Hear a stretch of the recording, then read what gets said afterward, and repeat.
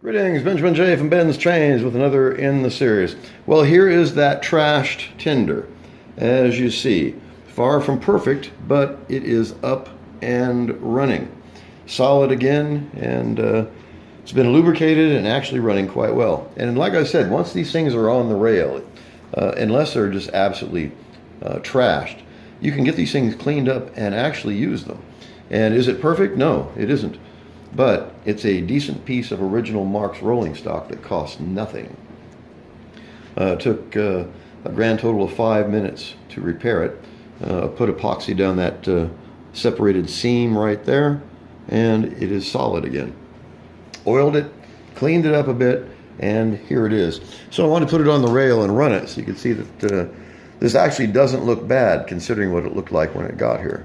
So let's take this around.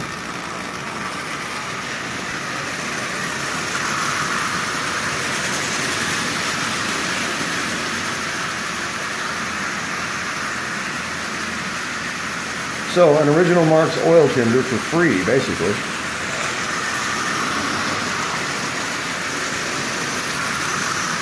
And it looks nice, it runs well, it costs nothing.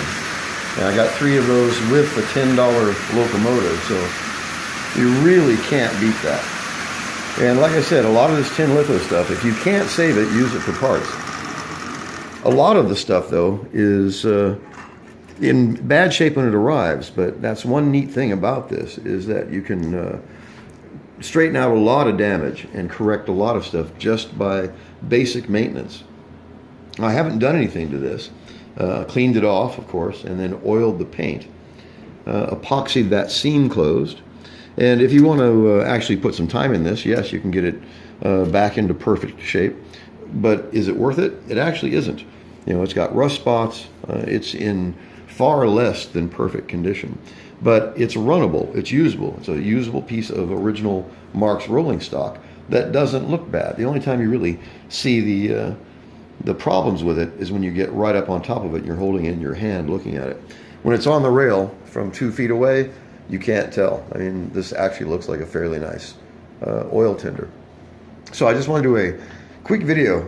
5-minute epoxy will fix any of these tin litho bodies that the tabs are missing on. And there's no practical way to fix it. It has to be an adhesive of some kind. And that 5-minute epoxy works really, really well.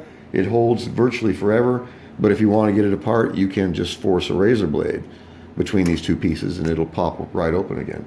So I just wanted to do a quick video on this. It works really well as far as the epoxy, as far as doing maintenance and repairs, simple things. But those simple things add up. And so this went from basically a piece of junk into a usable car. It doesn't look bad, it runs well. I've oiled the wheels, I've oiled the couplers so they're no longer covered in rust. Still dark, yes, but still no longer covered in rust. Cleaned the paint and oiled it.